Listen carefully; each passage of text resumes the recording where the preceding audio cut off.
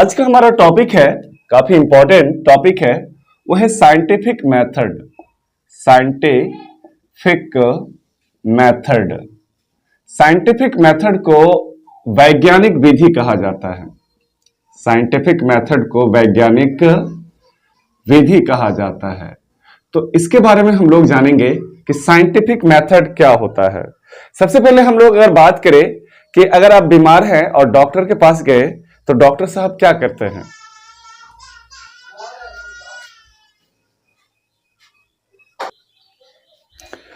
अगर आप बीमार हैं और डॉक्टर के पास जाते हैं तो डॉक्टर साहब क्या करते हैं? सबसे पहले वो पूछते हैं कि आपको क्या क्या प्रॉब्लम है और आप अपना प्रॉब्लम बताते हैं। तो प्रॉब्लम सुनने के बाद वो क्या करते हैं? टेस्ट लिखते हैं। प्रॉब्लम के अकॉर्डिंग वो अपना टेस्ट लिखते हैं, ब्लड टेस्ट लिखे या फिर एक्सरे लिखे या अल्ट्रासाउंड लिखे या फिर उस सिम्टम्स से पता करते हैं कि किस तरह का टेस्ट लिखना चाहिए। टेस्ट जैसे कि ब्लड टेस्ट लिखे तो फिर ब्लड टेस्ट करने के बाद जो है रिपोर्ट आता है कि आपको मान लीजिए कि टाइफाइड है, ठीक है। अब है कि टाइफाइड है तो एज के अकॉर्डिंग यंग, ठीक है, चाइल्ड या फिर जो ओल्ड एज है तो उसके अकॉर्डिंग क्या करते हैं? मेडिसिन देते हैं। तो ये एक प्रोसेस होता है। ऐसा नहीं कि डॉक्टर साहब के पास गए और मतलब डायरेक्ट मेडिसिन लिख दिए, ऐसा नहीं होता है। वो सबसे पहले बीमारी का पता करते हैं, ठीक है। उसी प्रकार अगर हम एक किसान का एग्जांपल ले तो किसान जो खेती करते हैं एक प्रोसेस वाइज करते हैं, ठीक है।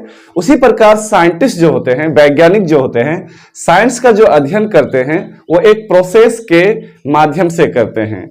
तो डेट मींस हम लोग कह सकते हैं कि साइंटिस्ट जिस मेथड से, मेथड मतलब क्या होता है? विधि।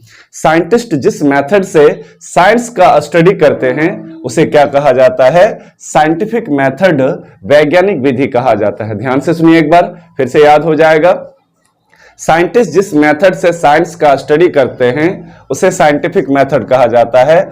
और साइंटिफिक मेथड मुख्यतः 6 स्टेप्स है। यानी साइंटिफिक मेथड को कितने स्टेप्स में बांटे गए हैं? 6 स्टेप्स में बांटे गए हैं। अगर हम पहला बात करें तो वो है सिस्टमैटिक ऑब्जर्वेशन। सिस्टमैटिक ऑब्जर्वेशंस, ठीक है। सिस्टमैटिक ऑब्जर्वेशन को हिंदी में कहा जाता है क्रमबद्ध निरीक्षण या प्रेक्षण, एक ही बात है, ठीक है। पहला जो स्टेप्स होता है वो साइंटिफिक मेथड का, वो होता है सिस्टमैटिक ऑब्जर्वेशन। यानी साइंटिस्ट जो है सर्वप्रथम जो है सिस्टमैटिक यानी क्रमबद्ध निरीक्षण करते हैं। निरीक्षण का मतलब होता है जांच पड़ताल करना, ठीक है। कोई भी जो घटना घटी है उसके पीछे क्या रीजन रहा हो उसी को ऑब्जर्वेशन कहते हैं, निरीक्षण कहते हैं। दूसरा वो जो स्टेप्स है वो है कंट्रोल्ड एक्सपेरिमेंट। कंट्रोल्ड एक्सपेरिमेंट यानी साइंटिफिक मेथड का जो दूसरा स्टेप है वो क्या है? Controlled experiment. कंट्रोल का हिंदी होता है नियंत्रित। यानी जब भी एक्सपेरिमेंट होता है, ठीक है, तो वो जो है आपका कंट्रोल होना चाहिए, यानी नियंत्रित होना चाहिए। अब ऐसा नहीं कि कोई एक्सपेरिमेंट कर रहे हैं, मान लीजिए कि कुछ भी बना रहे हैं, बम ही बना रहे हैं या कुछ भी बना रहे हैं, कुछ एक्सपेरिमेंट कर रहे हैं, वहीं पर अगर ब्लास्ट हो जाएगा तो सारा एक्सपेरिमेंट क्या हो जाएगा? नुकसान हो जाएगा। नुकसान के साथ साथ इंसानों का भी क्या होगा? हानि होगा, क्षति होगा। तो दूसरा जो स्टेप्स है वो है कंट्रोल्ड एक्सपेरिमेंट, नियंत्रित प्रयोग। तीसरा जो स्टेप्स है वो है क्वालिटेटिव एंड क्वांटिटेटिव रीजनिंग। काफी इंपॉर्टेंट स्टेप्स हैं। क्वालिटेटिव का हिंदी होता है गुणात्मक और क्वांटिटेटिव का हिंदी होता है मात्रात्मक और रीजनिंग का हिंदी होता है तार्किक। क्या होता है? तार्किक, ठीक है। तो तीसरा पॉइंट हम लोग समझते हैं कि साइंटिस्ट को इस बात का ध्यान रखना होगा कि कोई भी चीज इन्वेंशन होता है, जो आविष्कार होता है, ठीक है, या कोई भी चीज जो निर्माण होता है, बनता है, तो उसका क्वालिटी पर ध्यान रखना होगा कि क्वालिटी अच्छा होना चाहिए। मान लीजिए कि हमारे पास मोबाइल है, ठीक है, मान लीजिए 20,000 का ही मोबाइल है, या फिर हमारे पास एक बल्ब है, ठीक है, मान लीजिए कि वो बल्ब है, ठीक है। अब है कि बल्ब को हम लाए और बल्ब क्या हो गया, शाम तक फ्यूज हो गया। तो इसका मतलब उसका क्वालिटी क्या है, बेहतर नहीं है। साथ ही साथ क्वांटिटी सही होना चाहिए। क्वांटिटी का अगर हम बात करें, अगर मान लीजिए कि इस बल्ब का दाम जो है, इस बल्ब का दाम 100 रुपया ना होकर अगर 1 लाख रुपया कर दिया जाए तो क्या बल्ब लगा पाएंगे? नहीं लगा पाएंगे। हम लोग फिर वहीं पर चले जाएंगे, मोमबत्ती, दिया और लालटेन में चले जाएंगे। ठीक है, तो इसका मतलब है कि क्वालिटी पर भी ध्यान रखना होगा और क्वांटिटी पर भी ध्यान रखना होगा। रीजनिंग का हिंदी होता है तार्किक, जिसका मतलब होता है तर्क वितर्क करना। रीजनिंग का हिंदी क्या होता है, तार्किक, जिसका मतलब क्या होता है, तर्क वितर्क करना। ठीक है, तो तीसरा पॉइंट भी हम लोग समझ गए। चौथा जो हमारा स्टेप्स है वो है mathematical modelling. Mathematical modelling Hindi में कहा जाता है गणितीय प्रतिरूपेण। क्या होता है ये मैथमेटिकल मॉडलिंग? जिसे कोई भी चीज डिस्कवरी होता है, अगर हम गुरुत्वाकर्षण की बात करें तो गुरुत्वाकर्षण बल जो है या फोर्स का डिस्कवरी या जो भी डिस्कवरी होता है या फिर जो इन्वेंशन होता है, ठीक है, मान लीजिए कि यहां पर हम एग्जांपल ले रहे हैं गुरुत्वाकर्षण। तो गुरुत्वाकर्षण क्या होता है कि एक तरह का आकर्षण बल है, दो वस्तुओं के बीच आकर्षण बल है। तो दोनों वस्तुओं का द्रव्यमान का गुणनफल और उनके बीच का जो दूरी होता है उसके वर्ग का क्या होता है, व्युत्क्रमानुपाती होता है। मान लीजिए कि एक फॉर्मूला गुरुत्वाकर्षण से है, F बराबर G m1 इंटू m2/r²। तो ये फॉर्मूला सभी ऑब्जेक्ट के लिए लागू होता है। तो कोई भी चीज जब खोज होता है तो उसका एक फॉर्मूला बन जाता है, ठीक है, सूत्र बन जाता है। उसी सूत्र को हम लोग क्या बोलते हैं, मैथमेटिकल मॉडलिंग। तो ये सूत्र नहीं, लाखों करोड़ों सूत्र है। आप ओम का नियम भी बोल सकते हैं, V बराबर R इंटू I है, ठीक है। उसके बाद बहुत सारे लॉज है, नियम है, ठीक है। तो उसे जब हम एक फॉर्मूला का रूप दे देते हैं तो उसी फॉर्मूला का रूप को ही क्या कहा जाता है, मैथमेटिकल मॉडलिंग कहा जाता है, गणितीय प्रतिरूपण कहा जाता है। इससे क्या होता है कि उस सिद्धांत और नियम को एक्सप्लेन करने में आसानी होती है। तो चौथा जो स्टेप्स है वो हमारा क्या है, मैथमेटिकल मॉडलिंग है। पांचवा स्टेप्स की अगर हम बात करें तो पांचवा स्टेप्स है प्रिडिक्शन। क्या है, प्रिडिक्शन। आप सुन के आपको लग रहा होगा कि प्रिडिक्शन क्या है। इसका हिंदी होता है भविष्य कथन। भविष्य कथन होता है, ठीक है। यानी साइंटिस्ट को 5 स्टेप्स में इस बात का ध्यान रखना होगा कि कोई भी चीज जो खोज होता है या डिस्कवरी या इन्वेंशन होता है, ठीक है, उसका फ्यूचर में क्या परिणाम है। ऐसा तो नहीं कि फ्यूचर में बर्बादी का रूप ले ले वो, ठीक है। आज दुनिया में बहुत कुछ ऐसा आविष्कार हो चुका है जो सिर्फ विनाशकारी है। अब मान लीजिए कि बंदूक ही बना है, बम बना है, एटम बम, हाइड्रोजन बम या मिसाइल या फिर ऐसे बहुत सारे जो दुनिया चीज में बना है, वो क्या कर सकता है। एक छोटा सा एग्जांपल ले रहा हूं कि आपको मालूम है कि हिरोशिमा और नागासाकी 6 अगस्त और 9 अगस्त 1945 ईस्वी में अमेरिका द्वारा 2 एटम बम गिराया गया और आज लगभग 70-80 साल हो गया, लेकिन आज भी बच्चे वहां नंगड़ा लूला पैदा लेते हैं। तो ये बात सबसे इंपॉर्टेंट है कि वो बम जो है इंसान का जान ले सकता है लेकिन जान दे नहीं सकता है, नहीं जिंदा नहीं कर सकता है। तो कोई भी साइंटिस्ट को कोई भी चीज इन्वेंशन करने से पहले, कंट्रीब्यूशन करने से पहले साइंस के क्षेत्र में यह ध्यान रखना होगा कि भविष्य में क्या उसका इस्तेमाल होने वाला है या क्या उसका यूज होने वाला है, प्रयोग होने वाला है, ठीक है। तो पांचवा स्टेप्स काफी इंपॉर्टेंट है, प्रिडिक्शन। हिंदी में क्या कहा जाता है, भविष्य कथन कहा जाता है। और छठा और लास्ट स्टेप है वेरिफिकेशन। वेरिफिकेशन का हिंदी होता है सत्यापन। क्या होता है, सत्यापन होता है, ठीक है। यानी कोई भी चीज को हम मान लीजिए प्रूव करते हैं या एक्सपेरिमेंट करते हैं या इन्वेंशन करते हैं, ठीक है। अब ऐसा नहीं कि गुरुत्वाकर्षण बल का जो खोज हुआ है साइंटिस्ट न्यूटन ने किया है, कहाँ के रहने वाले हैं, इंग्लैंड का। तो वो ऐसा नहीं कि वहां जो है सेब नीचे गिरता है और इंडिया में सेब क्या होता है, ऊपर जाता है, ऐसा नहीं होता है। अट्रैक्शन बल हमेशा एक दूसरे को क्या करता है, आकर्षित करता है। और एक मजेदार की बात यह है, ऐसा नहीं कि पहले सेब जो है नीचे नहीं गिरता था, सब दिन गिरता था, लेकिन इस बात का सर्वप्रथम जो पता लगाया था कि प्रत्येक बॉडी प्रत्येक दूसरे बॉडी को अपनी ओर क्या करता है, अट्रैक्ट करता है। यह बात का पता किसने लगाया था, साइंटिस्ट न्यूटन साहब ने लगाया था, ठीक है। तो ये 6 स्टेप्स है साइंटिफिक मेथड, वैज्ञानिक विधि का। ठीक है, इसका हिंदी इंग्लिश दोनों में लिख चुका हूं। एक बार फिर से मैं इसको पढ़ लेता हूं ताकि आप लोग को आसानी हो। पहला है सिस्टमेटिक ऑब्जर्वेशन, क्रमबद्ध निरीक्षण यानी जांच पड़ताल करना। दूसरा है कंट्रोल्ड एक्सपेरिमेंट, नियंत्रित प्रयोग यानी प्रयोग करना, एक्सपेरिमेंट करना। तीसरा है क्वालिटेटिव एंड क्वांटिटेटिव रीजनिंग, गुणात्मक एवं मात्रात्मक तार्किक यानी तर्क वितर्क जो होता है या उसमें जो सामान प्रोडक्ट निर्माण होता है वो क्वालिटी और क्वांटिटी होना चाहिए। चौथा है मैथमेटिकल मॉडलिंग, अभी जस्ट समझाया आप लोग को।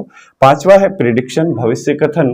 और छठा एंड लास्ट है वेरिफिकेशन, सत्यापन। ठीक है, अब हम लोग जो है ये था हम लोग का साइंटिफिक मेथड। अब हम लोग बात करेंगे नेक्स्ट, इसका जो टॉपिक है उस पर हम लोग बात करेंगे। क्या है नेक्स्ट ये टॉपिक? नेक्स्ट है कि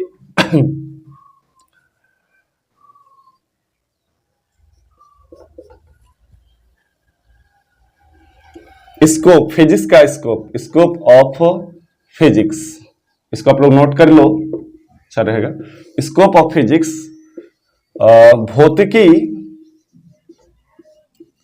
का क्षेत्र। देखो काफी इंपॉर्टेंट सब टॉपिक है, ये फर्स्ट यूनिट है और बेसिक है। स्कोप ऑफ फिजिक्स, तो फिजिक्स का जो स्कोप है इसे 2 भागों में डिवाइड किया गया है। ठीक है, ध्यान दो, यहां पर काफी इंपॉर्टेंट मैं बात बताने जा रहा हूं। इसको मैं मिटा रहा हूं, ठीक है, ये आप लोग नोट कर लेंगे क्योंकि थोड़ा सा जगह की कमी पड़ रही है, तो इसको मैं मिटा रहा हूं। स्कोप में अगर हम बात करें, क्षेत्र में बात करें, तो पहला जो क्षेत्र है वो है मैक्रोस्कोपिक, मैक्रोस्कोपिक डोमेन। डोमेन का मतलब यहां क्षेत्र है, ठीक है। और एक है दूसरा जो है उसका नाम है microscopic, microscopic domain.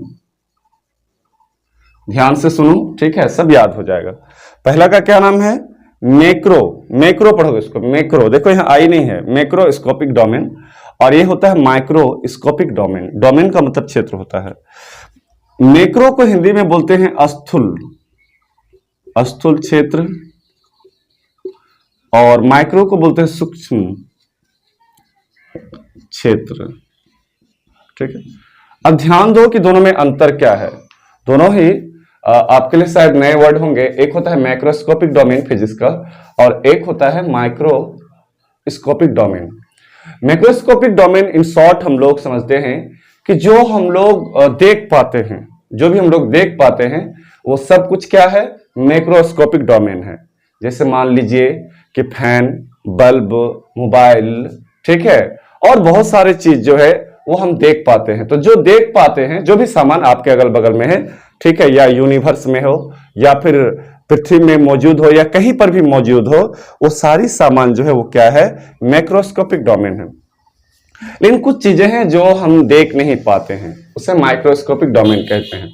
Suppose that हमारे हाथ में मान लो कि वायरस है या बैक्टीरिया है, तो क्या हम इसे देख पाते हैं? नहीं, तो वो आपका क्या है? माइक्रोस्कोपिक है।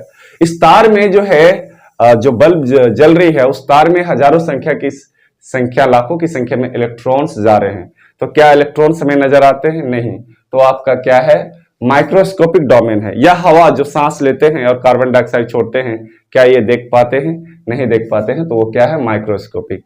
तो इन शॉर्ट हम लोग जो स्कोप है इसका एक लाइन में समझेंगे कि 2 है इसका। एक है मैक्रोस्कोपिक डोमेन, स्थूल क्षेत्र, और एक है माइक्रोस्कोपिक डोमेन। इसमें ऑब्जेक्ट दिखाई देता है, इसमें ऑब्जेक्ट दिखाई नहीं देता है। तो माइक्रोस्कोपिक डोमेन जो क्षेत्र है, इसका सामान को 3 भागों में बांटा गया है। पहला है लेबोरेटरी, लेबोरेटरी, लेबोरेटरी को हिंदी में क्या बोलते हैं? प्रयोगशाला, प्रयोगशाला, ठीक है। अब है कि प्रयोगशाला में जो भी सामान बनता है, जो भी, यानी हम लोग अपने दैनिक जीवन के लिए जो भी सामान बनाते हैं, यहां तक कि सुई से लेके एरोप्लेन तक, बर्तन से लेके कपड़ा तक, जो भी सामान आप देखते हैं, यानी जो अपने दैनिक जीवन में यूज करते हैं, वो सबसे पहले कहां पर बनता है? लेबोरेटरी, प्रयोगशाला में ही बनता है, ठीक है। तो प्रयोगशाला में बनने वाला जो भी सामान है, कोई भी सामान ले लो, ठीक है, वो आपका क्या है? जो हम देख पाते हैं और लेबोरेटरी में बनता है, वो क्या है आपका? ठीक है, मैक्रोस्कोपिक में आता है। दूसरा है टेरिस्ट्रियल। टेरिस्ट्रियल टेरिस्ट्रियल का हिंदी होता है पार्थिव। पार्थिव का मतलब होता है कि पृथ्वी पर जो भी सामान मौजूद है। तो पृथ्वी पर क्या मौजूद है? पृथ्वी पर पेड़ पौधे मौजूद है, जीव जंतु मौजूद है, जानवर मौजूद है, झरना मौजूद है, पहाड़ मौजूद है, ठीक है, बहुत कुछ मौजूद है। तो पृथ्वी पर जो भी सामान मौजूद है वो किसके अंतर्गत आता है? मैक्रोस्कोपिक डोमेन के अंतर्गत आता है। इसे टेरिस्ट्रियल और हिंदी में पार्थिव कहा जाता है। और चौथा है एस्ट्रोनॉमिकल। सॉरी स्टूडेंट, चौथा नहीं होगा, तीसरा होगा, ठीक है। एस्ट्रोनॉमिकल नॉमिकल इसे कहा जाता है खगोलीय। क्या कहा जाता है? खगोलीय। यानी आकाशीय जो भी सामान आप देखते हैं, जैसे ग्रह, ठीक है, उपग्रह, या फिर आप चांद, तारे, या बहुत सारा चीज, सूर्य जो दिखाई देता है, सब कुछ जो आकाशीय पिंड जो दिखाई देता है वो क्या है? आपका एस्ट्रोनॉमिकल है, खगोलीय है। तो जो भी सामान बनता है यानी हमारे दैनिक जीवन के यूज के लिए, ठीक है, और जो हम देख पाते हैं वो सब लेबोरेटरी के अंतर्गत आता है।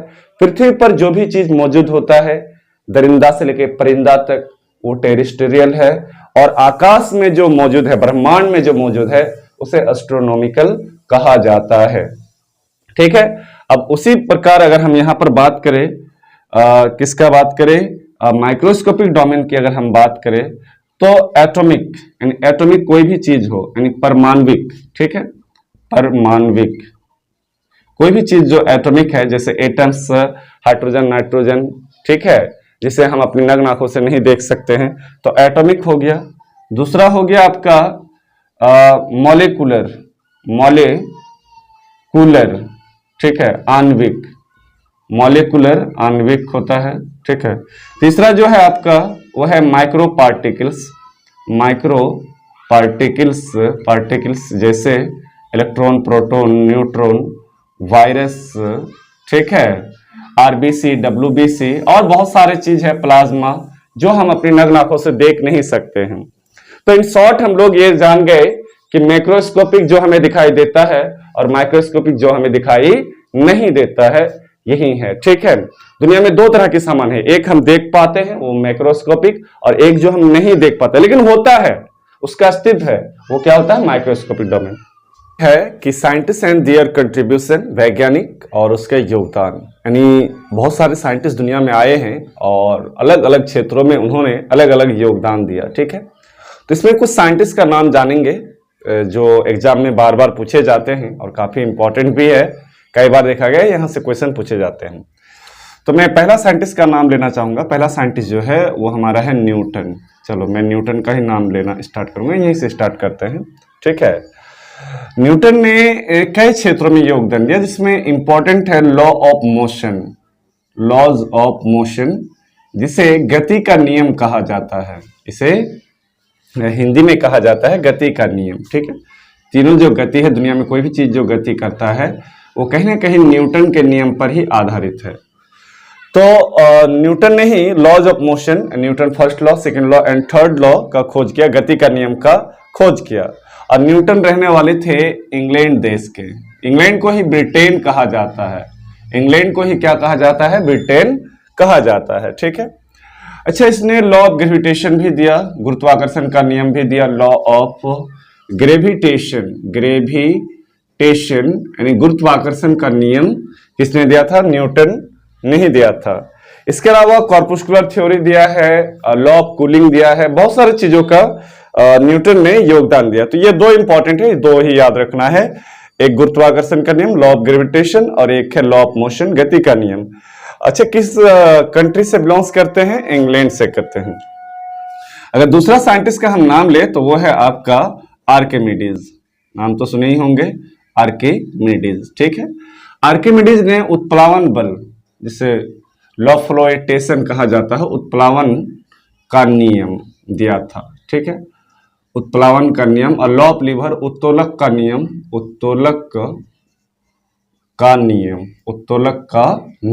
दिया था, ठीक है। लॉ ऑफ लीवर और उत्प्लावन का बल, उत्प्लावन का नियम, उत्प्लावन बल जो होता है, जैसे कि पानी में हम डुबकी लगाते हैं तो पानी हमें ऊपर की ओर फेंक देता है। तो कौन सा बल यहाँ पर काम करता है? उत्प्लावन बल काम करता है। ठीक है, इसका खोज किसने किया था? आर्किमिडीज ने किया था। और ये रहने वाले थे यूनान देश के। यूनान को इंग्लिश में ग्रीस कहते हैं। ठीक है, यूनान को इंग्लिश में क्या बोलते हैं? ग्रीस कहते हैं। ठीक है, और दो नियम आपके सामने है, एक है उत्प्लावन का नियम, उत्तोलक का नियम। अगर हम अगला साइंटिस्ट का नाम ले तो अगला साइंटिस्ट है हमारा गैलीलियो। पूरा नाम है गैलीलियो, शॉर्ट में गैलीलियो ही बोला जाता है। गैलीलियो ने जड़त्व का कंसेप्ट दिया था। जड़त्व जिसको आइनर्शिया या इनर्शिया कहते हैं। आइनर्शिया जड़त्व का नियम। कई बार आप देखते हैं कि आप यात्रा कर रहे होंगे ट्रेन में या बस में, ठीक है, आप खड़े हैं और अचानक जब ब्रेक लगती है तो हम आगे की ओर झुक जाते हैं, या ट्रेन में बैठे हुए ट्रेन अचानक खुलती है तो पीछे की ओर झुक जाते हैं। तो ये सब घटनाएं जो है किसके कारण होता है? जड़त्व के कारण होता है, इनर्शिया के कारण होता है। तो इनर्शिया का जो कंसेप्ट दिया था सर्वप्रथम वो किसने दिया था? गैलीलियो साहब ने दिया था। ठीक है, और प्रीवियस लेक्चर में हमने बताया था कि गैलीलियो को एक्सपेरिमेंटल फिजिक्स का जनक कहा जाता है। अच्छा, पहला जो दूरबीन बनाया था, दूरबीन को इंग्लिश में टेलीस्कोप कहते हैं, दूरदर्शक, और आम भाषा में इसी को दूरबीन कहा जाता है। तो दूरबीन जो देने वाला था या खोज करने वाला जो पहला व्यक्ति था वो कौन था? गैलीलियो था। ये रहने वाला है इटली देश का। कौन सा देश का? इटली। जर्मनी के बगल में एक देश है इटली, नाम सुने होंगे आप लोग। ठीक है, अच्छा, अगला साइंटिस्ट का अगर हम नाम ले तो अगला साइंटिस्ट है हमारा आइंस्टीन। कौन है हमारा? आइंस्टीन। ठीक है, आइंस्टीन ने भी बहुत सारा योगदान दिया है, जैसे E बराबर mc²। इन्होंने रिलेशन स्थापित किया कि एनर्जी और मास एक दूसरे से क्या होता है? रिलेटेड है। ठीक है, एक दूसरे से अलग ना होगा, एक दूसरे से रिलेटेड है। तो E बराबर mc² कई बार पूछा जाता है कि किस साइंटिस्ट ने दिया है, किस वैज्ञानिक से रिलेटेड है? तो किससे रिलेटेड है? आइंस्टीन ने। इन्होंने ही प्रकाश विद्युत प्रभाव का नियम दिया था। प्रकाश विद्युत प्रभाव यानी सोलर सेल जो काम करता है वो इसी सिद्धांत पर काम करता है, फोटो इलेक्ट्रिक इफेक्ट। हिंदी में बोलते हैं प्रकाश विद्युत प्रभाव। ठीक है, जब प्रकाश गिरता है सोलर सेल में तो विद्युत उत्पन्न होता है। और ये रहने वाला था जर्मनी देश का। कौन सा देश का रहने वाला था? जर्मनी देश का रहने वाला था। ठीक है, अगला साइंटिस्ट अगर हम ले तो Michael Faraday. Michael Faraday, short में फैराडे ही लिखते हैं। सर्वप्रथम जो डायनेमो का जो कंसेप्ट दिया था, या डायनेमो जो रिलेशन या डायनेमो का जो खोज किया था या आविष्कार किया था, वो किसने किया था? माइकल फैराडे ने ही किया था। माइकल फैराडे इसका जो है फिजिक्स की दुनिया में एक अलग ही नाम है। जब आप अच्छा से पढ़ेंगे डीप एंड डिटेल तो आपको माइकल फैराडे का बहुत सारे लॉज और थ्योरी पढ़ने को मिलेगा। और पहला जो एक्सपेरिमेंट किया था, ठीक है, डायनेमो के क्षेत्र में इन्होंने ही किया था और आविष्कार किया इसको। इसने मैग्नेट और करंट के बीच EMI यानी करंट और मैग्नेट के बीच रिलेशन स्थापित किया। ठीक है, किसने किया था? फैराडे ने। और ये रहने वाला है इंग्लैंड का। इंग्लैंड को ही UK या फिर ब्रिटेन भी बोलते हैं। इंग्लैंड ज्यादा फेमस नाम है। ठीक है, अगला साइंटिस्ट की अगर हम बात करें तो अगला साइंटिस्ट है हमारा JJ थॉमसन। नाम सुने होंगे आप लोग, JJ थॉमसन। ठीक है, JJ थॉमसन ने इलेक्ट्रॉन का खोज किया था। किसका खोज किया है? इलेक्ट्रॉन का। और ये भी जो है रहने वाला है इंग्लैंड देश का। कौन सा देश का रहने वाला है? इंग्लैंड का रहने वाला है। कौन? JJ Thomson. किसका खोज किया था? इलेक्ट्रॉन। ठीक है, काफी फेमस खोज है, आप लोग को मालूम ही है। अगर हम अगला साइंटिस्ट की बात करें तो वो है रदरफोर्ड। नाम सुने होंगे आप लोग, रदरफोर्ड। ठीक है, रदरफोर्ड ने बहुत सारा चीज का खोज किया। इसने न्यूक्लियस नाभिक का खोज किया। ठीक है, प्रोटॉन का खोज करता इसको माना जाता है। और एटम के बारे में बहुत सारा कंसेप्ट दिया था। एटॉमिक फिजिक्स का जनक भी कहा जाता है किसको? रदरफोर्ड को। ये रहने वाला था स्विट्जरलैंड देश का। स्विट्जरलैंड देश का, स्विट्जरलैंड का रहने वाला था। कौन? रदरफोर्ड। अगला अगर हम बात करें, अगला जो साइंटिस्ट है वो है हमारा Thomas Edison. Thomas Alva Edison, short में एडिसन बोलते हैं। इसी ने पहला इलेक्ट्रिक बल्ब बनाया था। ठीक है, इलेक्ट्रिक बल्ब का जो आविष्कार किया था इसी ने किया था। किसने किया था? Thomas Alva Edison. और ये रहने वाला है अमेरिका का। कहां का रहने वाला है? अमेरिका का रहने, USA, United state of America का रहने वाला है। ठीक है, अगला साइंटिस्ट की अगर हम बात करें तो बहुत सारे साइंटिस्ट हैं, बहुत सारे खोज हैं, बहुत सारा जो है डिस्कवरी किए हैं, तो अनलिमिटेड है, लेकिन ज्यादा नहीं, हम लोग 10 साइंटिस्ट का नाम जानेंगे। अगला साइंटिस्ट है सीवी रमन।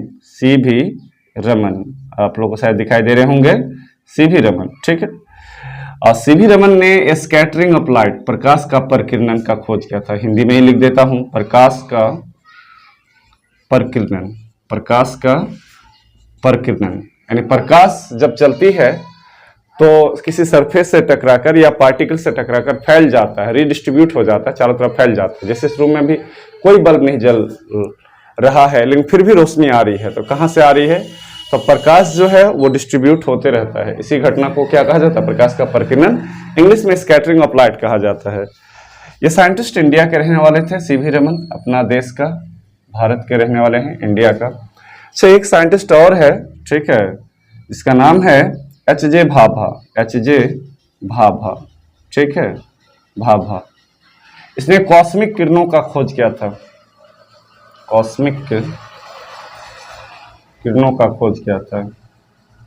ठीक है, कॉस्मिक किरण जो है एक इलेक्ट्रोमैग्नेटिक वेव्स होता है और इसका बहुत ही ज्यादा अहमियत है, आगे चलकर हम लोग ये सब पढ़ेंगे। ये भी भारत का रहने वाले थे। ठीक है, एच.जे. भाभा, होमी जहांगीर भाभा। और सीवी रमन का पूरा नाम है चंद्रशेखर वेंकट रमन। तो आप इसको अच्छी तरह से नोट कर लिए, 10 से साइंटिस्ट काफी है। ठीक है, इसको अगर अच्छा से रखेंगे तो जरूर है कि यहीं से एक या दो ऑब्जेक्टिव क्वेश्चन पूछ देंगे। तो आज के लिए यहीं तक। अगर वीडियो अच्छा लगे तो लाइक, शेयर, सब्सक्राइब जरूर करें, अपने दोस्तों को ज्यादा से ज्यादा शेयर करें। मिलते हैं फिर नेक्स्ट वीडियो में। Thank you.